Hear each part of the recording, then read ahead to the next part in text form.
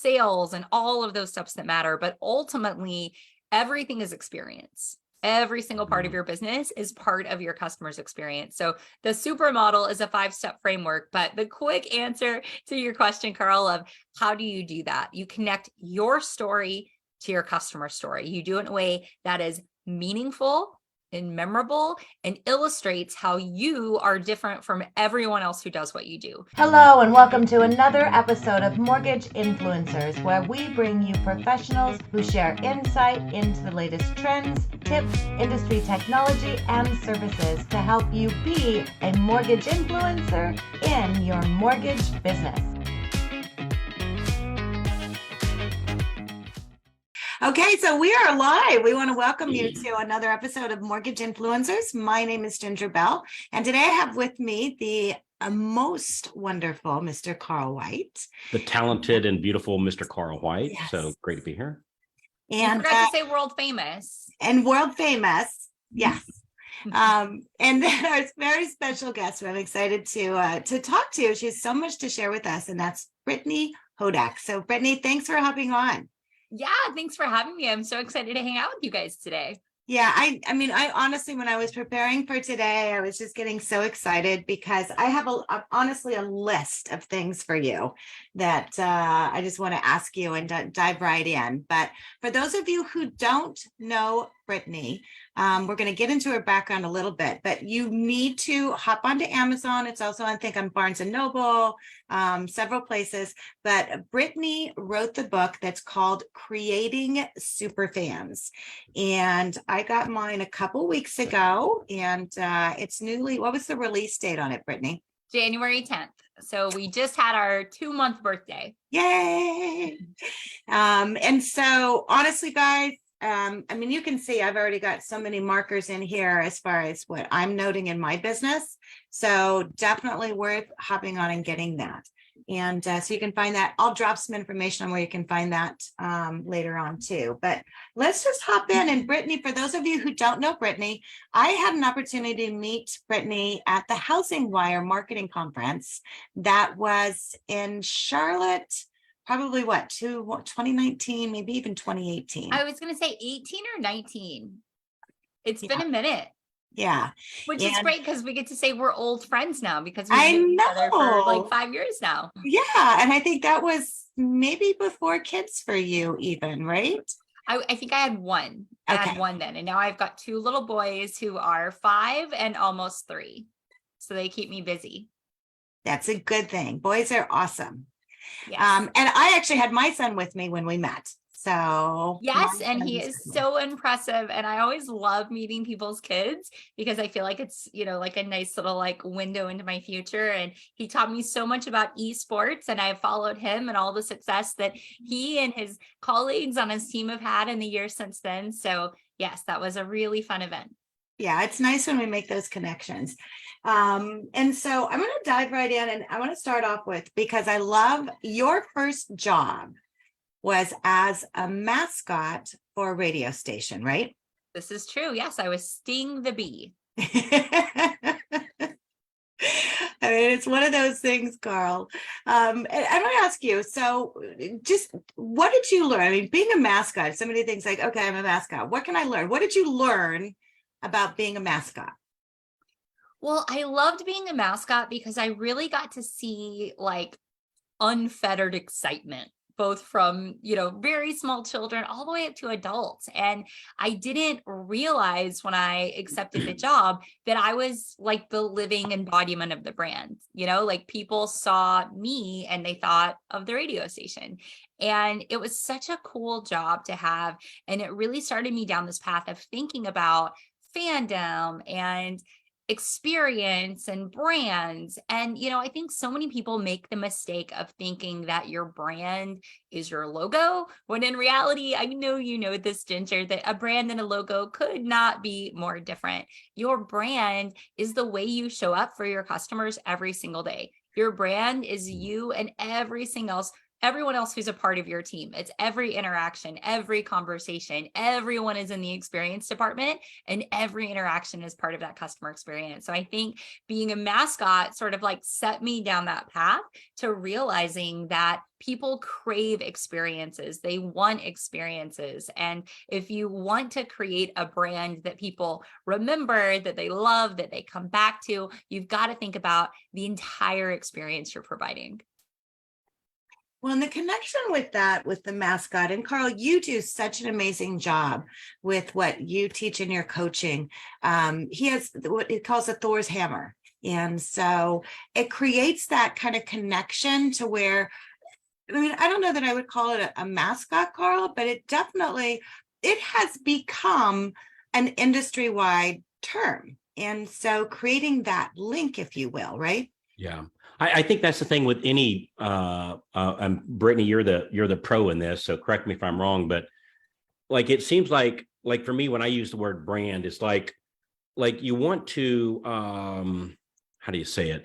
You want to create your own vocabulary in the industry. So like for loan officers, like if I've got some FHA program I'm using, I would actually call it my own special name, so that if one of my competitors if they call one of my competitors asking for that program, they're not going to have it because I named it, Carl Special Loan Program or something like that, which is a branding of my, unique programs that, just kind of owning the language. Am I on the right track there, Brittany?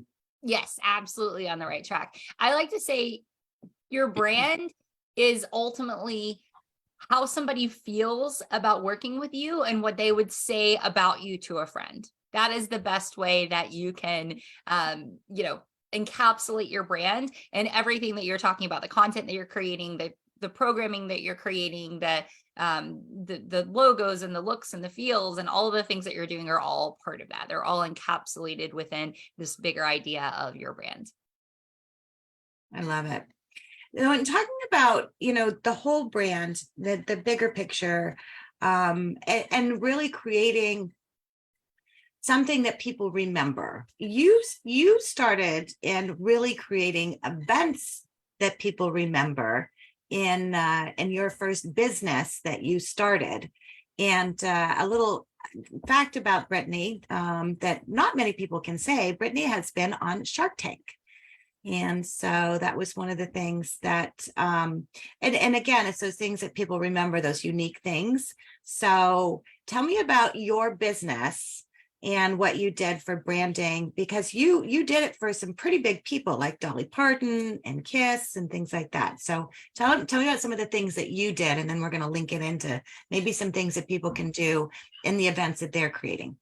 Yeah, so I ran a fan engagement agency where I created one-of-a-kind keepsakes for several of the biggest artists on the planet. As you said, many of the biggest brands. I worked with professional sports teams and movie studios and huge theme park brands and recording artists to create things that connected them more closely to their fans. Sometimes that was a physical artifact like a coffee table book or a fan club magazine. Sometimes that was working with concert tours and movie openings and other more event-based. But sort of the through line was creating things that connected fans more closely to the brands that they cared about.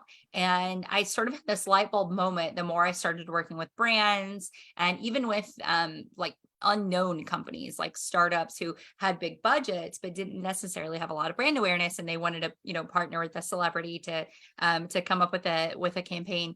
And what I started to realize was that the way that people created these super fans, the way that they created people who cared more about who they were and what they had to offer, and started to say like, oh yeah, I want to choose you at the exclusion of everybody else. They kind of went from commodity provider to category of one. What they were doing was connecting their story with their customers and prospect stories in some way. So they were making their thing, whatever it was, relevant to the lives of those people that they were trying to reach. So they were standing out in some way. And so that's really the aha moment that led me to say, oh my gosh, it's not fan engagement that I love. It's customer experience that I love. It's helping people understand how to differentiate themselves in a sea of sameness, how to solve this overwhelming problem that every single business owner faces, which is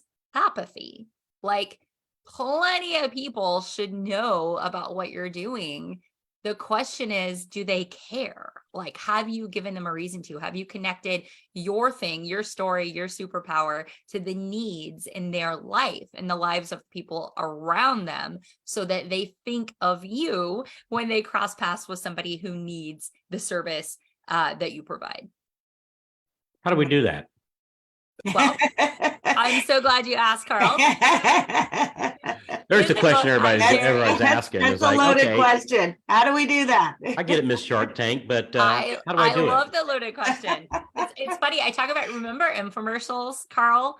What's like the craziest thing you ever bought from an infomercial? Mine was the clapper. For the lights? Yeah. Did you have a bump it, Ginger? No, didn't have a bump it. I feel like you've got like the beautiful long hair. I could have seen you as maybe like a bump it gal. Like a George Foreman girl, Carl, maybe a Snuggie, anything.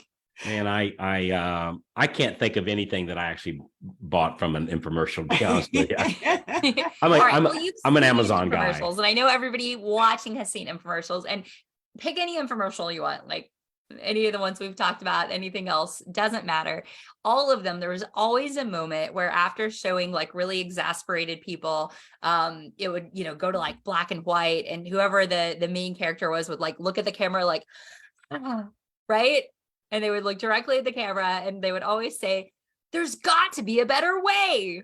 And then enter that miracle product. Again, whatever it is, like ShamWows, Bumpits, Foreman Grills, Slap Chops, whatever, right? All of a sudden, this miracle product appears, and then everything is different. Life is better. It's simpler because they've addressed the struggle, and then they've introduced the transformation. They've shown you how you're going to go from like the before times where everything is like hard and painful and black and white to this like beautiful new Technicolor world where everything is wonderful. And the reason that storytelling trope like was used again and again and again and again and again in every infomercial in history is because it was very successful, right? It's very powerful to say, let me tell you about a problem. Let me show you how much your life is going to suck if you like live within this problem. Now let me tell you what you have to do to like overcome it, to have this transformation. And so when I talk about storytelling and brand storytelling and connecting what you do to what your customers need, it's that same sort of idea of presenting yourself as the solution to something that they are struggling with. And in my book, I go through what I call my supermodel, which is a 5-part framework that's all about how to systematically examine your business, figure out what you need to do to go from commodity provider to category of one through things like storytelling and personalization and marketing and ops and sales and all of those steps that matter. But ultimately, everything is experience. Every single part of your business is part of your customer's experience. So the supermodel is a 5-step framework, but the quick answer to your question, Carl, of how do you do that? You connect your story to your customer story. You do it in a way that is meaningful and memorable and illustrates how you are different from everyone else who does what you do. You're not just another person that they can call and maybe you'll get their business if you're the fastest or the cheapest or the closest. You are the one. And if they want to work with the best in the world, they're going to call you. So how do we do that? Yeah, and I'm gonna dive in because one of the things that and Carl has the top podcast in the mortgage industry, and has been the number one for many years. And what I almost feel like, Carl, it's like if you can tell someone, okay, if you're going to do a podcast, and we have a lot of people that are doing podcasts, we're going to be, doing some podcasts together, Carl, talking about how to do podcasts. Yep. So let's tie this. So let's say that you have a loan originator who's doing a podcast, and they're going to invite a real estate agent on. And so using that as kind of the framework and helping that real estate agent tell their story and then bring the customer in to that. Because I think one of the things right now in our industry, what we need is exactly what you're talking about. How do you take your story that you provide and bring in your customer story to be able to provide that aha solution technicolor thing? So, it's like, how can someone do that? So if you have an originator, say Carl's an originator, I'm a real estate agent, he's inviting me onto his podcast. What kind of questions would he ask to, uncover my story to start with? Well, I think I'm going to take a step back because I think it's less about, unless everybody is on the call wondering how to have podcasts that perform better. I think it's more about how to cast a story that's going to help you get more customers, right? And that may not be through somebody who's listening to a podcast, but in the super model, the first pillar is S. So super is an acronym, SUPER, and S is start with your story. Okay. And when I say start with your story, I don't mean lead with your story. I mean, your story has to be what's driving everything about your brand.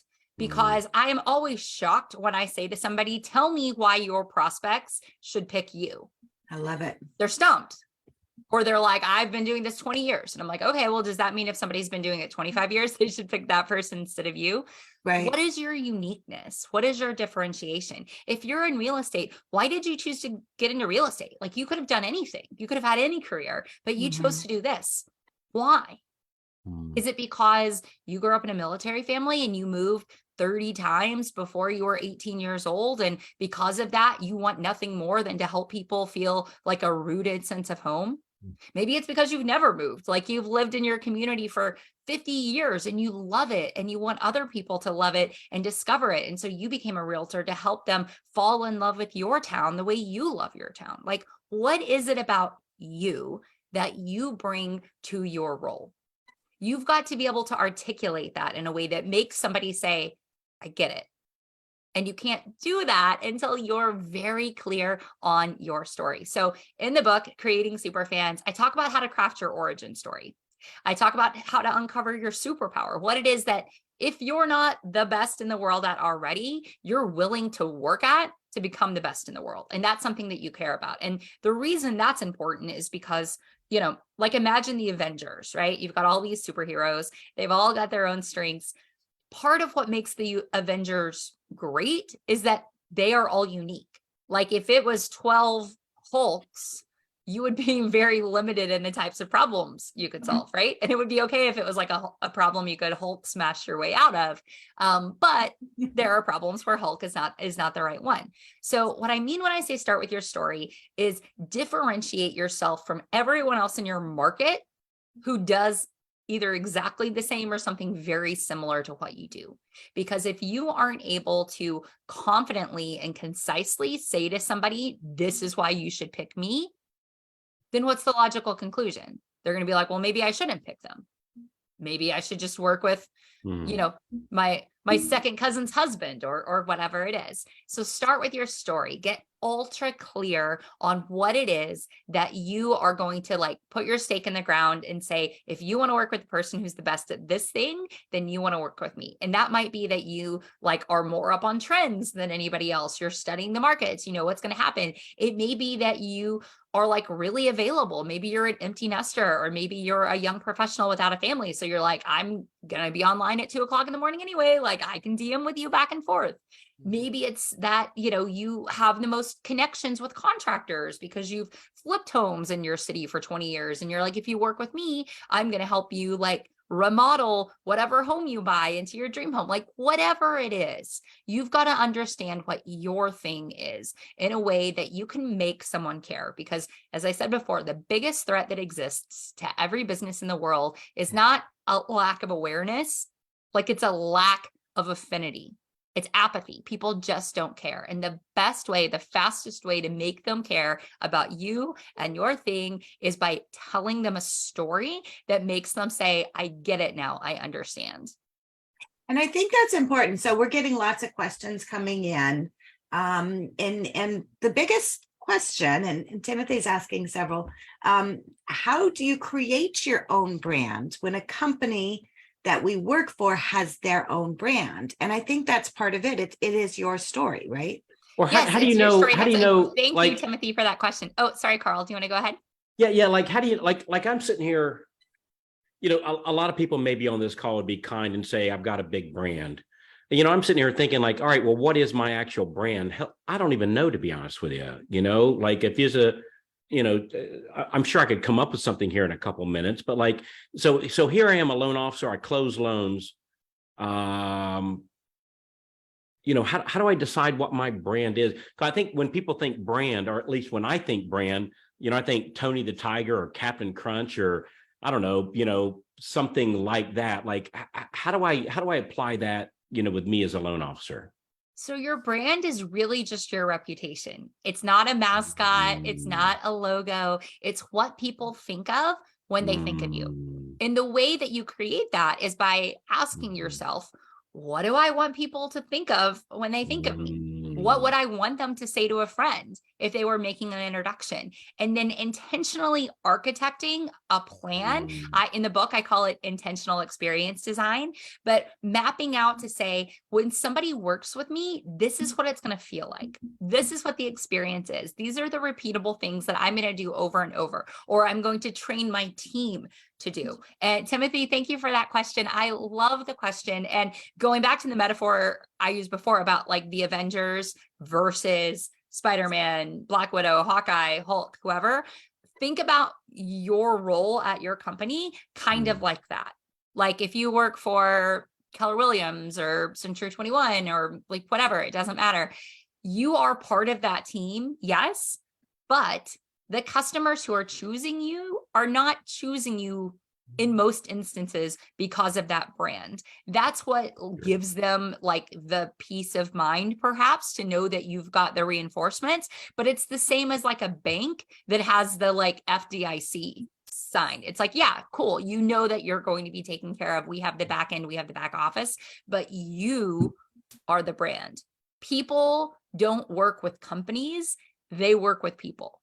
Like that company name might give them the peace of mind to be like, oh yeah, like I know that, I've got like some muscle and power behind this, but we choose the people that we work with. And within the confines of your brand, you can lean into whatever strengths that you want to spotlight, whatever, character traits that you want to build into what it is that makes working with you different than working with those other people, both within your company, in your market, and at other companies in your market who are offering the same services that you are. So to sum that up then is, I love what you said there. Because I've always wondered about this, because I hear people talk about branding. Oh, all right, well, yeah, but I get how Apple Computer can have branding. How can me, loan officer Carl White, or branch manager Carl White, or whatever? So basically, it's like if I want Ginger to introduce me to her friends, family, or coworkers who's looking to buy, sell, or refinance a home, what do I want her to say to those people about who I am? And then me, the task on me, be that person or be that process. I love that. Absolutely. I've heard it said sorry. I've heard it said before that it's what people say about you when you're not in the room. So just exactly to your point, Carl is saying, okay, if I'm going to introduce you, it's like if I'm going to introduce Brittany to you, Carl, and you're saying, hey, I don't know what to do with my brand. I'm going to say, you know what? Brittany is the person you need to talk to. She's going to walk you through the process. She's going to explain it in a way that it's easy to understand. She's going to make it fun. And she's going to give you a lot of things that you never thought about. That's what I would say. I mean, that's the kind of thing that I see as far as what that is. I like that. And being able to share that. So we're getting so close on time, and I know it's going to happen like this. So the next step, so your acronym super. So the first one is to share your story. The second one is to understand your customer story, right? Yes. And in the book, I talk about exactly what that means, the idea of leading with empathy rather than authority, because they're a great 1-2 punch, but only if you've got that empathy there. There's a great quote from Teddy Roosevelt: people don't care how much you know until they know how much you care. So the things that you can do to sort of showcase that, I break down exactly how to understand your customer story, what they're struggling with, that transformation that they're looking to overcome, how you help them with the reservations they may be feeling, proving that you're the one that's right for them. So all of those things. And then I'll just keep going if that's okay with you. Yes, U goes right into P, which is the third pillar of the supermodel, and P stands for personalize. And I talk about the platinum rule. I talk about the idea that every customer is expecting customization and personalization these days, because they're comparing you not just to the best experience they've had getting a house or getting a loan, but with the best experiences they've had everywhere with companies big and small. So I offer strategies for how you can use technology and also human touch to increase the feeling of personalization when somebody is working with you. E stands for exceed expectations. I firmly believe that there's really only 3 kinds of interactions that exist in the world. After somebody works with you and during the course of working with you, they're going to feel only one of 3 ways ever. And that's better, worse, or exactly the same. In every interaction, you're going to leave them better, worse, or the same as when you found them. So I talk about the power of doing little things to maximize moments so that you're creating these net positive experiences in your wake. Like, we all have those friends that we don't even want to pick up the phone when we see their name, because we're like, oh, this is going to be so draining. Like, that's a net negative expectation based on our experience with that person. So I talk about the idea of intentional experience design, what it means, how you can have your brand sort of come alive and showcase who you are at every step of your customer's journey, before, during, and after working with them. And then finally, the R in super stands for repeat. And there's a quote which that we I love. Forget about sometimes, right? You do. And it's like, sometimes people are like, okay, cool. Like I figured out what I want my customer experience to be. I'm done. And I always say, like, this is not a set it and forget it. You can't do it one time and be like, check. It's all about showing up every day in every interaction for every customer. So in the R pillar of the supermodel, I talk about some of the technology and automation that you can use to create systems around these things that truly make you different from the other people in your market who are doing something exactly the same or very similar to what you're doing. I love it. So we try to keep it at 30 minutes. So I have a question. Timothy's asking, do you do consulting for private companies? And I think that's one of the great things that I loved you coming into the mortgage industry is we need, a lot of us need help. It's like, how do you do this? We have great customer stories, right? But I think as a whole, as an industry, we really don't do a great job of sharing a lot of those stories. So do you do consulting? Or do they just need to get the book? Yeah, thank you so much for asking, Timothy. I don't do consulting at this time, only because I'm so busy. I've got 50 something speaking gigs this year, but I have several amazing partners. So if you want to send me an email, I'm Brittany at brittanyhodak.com. And based on what it is that you're looking for, I would be happy to make an introduction to a trusted advisor who either I've worked with or know people who's worked with, who can help you with whatever aspect of your company storytelling or branding or experience you're looking to work on. Great. Well, and I know one of those things too, and hopefully you're speaking at some events in the mortgage industry, because I would love to be able to see you again. I think I do have a couple of mortgage events coming up this year. Yes. Yay. You have to let me know what they are. I'm going to put, so if you want to get a hold of Brittany, it's brittanyhodak.com. You can go to get her book and follow the instructions. And I'm going to bring this back because I wanted to do the podcast part of the link, because I think that there are opportunities in here, Carl, to where gearing some of those questions, being able to, when a loan originator is doing an interview with someone on a podcast, that they can kind of ask some of the questions that you're asking to uncover that with real estate agents. Are you thinking that that's a possibility, Carl, too? Yeah, I'm thinking the questions would go around, this super. I think that's a really good outline. Hey, can I know we're up on top of the hour. I'm dying to ask one question. Can I ask one? Of course, yeah. Okay. So give me one action item to take away. So I just finished listening. I went, man, this sounds like really good stuff. Give me one thing to go do. One thing that you can do is ask yourself, what do you do at the end of every transaction to make yourself stand out? What is it? It could be something online, offline. Pick one thing that you know is going to be high impact, whether that's you're going to take the listing photo and turn it into a puzzle, or you're going to have somebody do a watercolor painting of the homeowners in front of the house, or maybe you're going to just send a nice handwritten note with something that, calls back to something about working with that customer, referencing something that they did or said. But ask yourself, what's one thing that you can repeat every time at the end of every transaction to like put a bow on that part of the customer's experience with you. I love like it. that. Yeah. Very cool. Well, Brittany, thank you so much for joining us. Thank you for having loved me. having you. Hopefully you'll come back on again, because I know based on the questions we're getting, and I can't even get to the ones that are on Facebook right now, we definitely need your help. So I appreciate all you do. You can get the book, Superfans, Creating Superfans, on Amazon. I really recommend it. And there you go. She just dropped it in there. Oh, although I think I just said it to the panelists. Sorry. That's okay. Well, I'll put it in there. Yeah. Just search Creating Superfans on Amazon. You'll find it.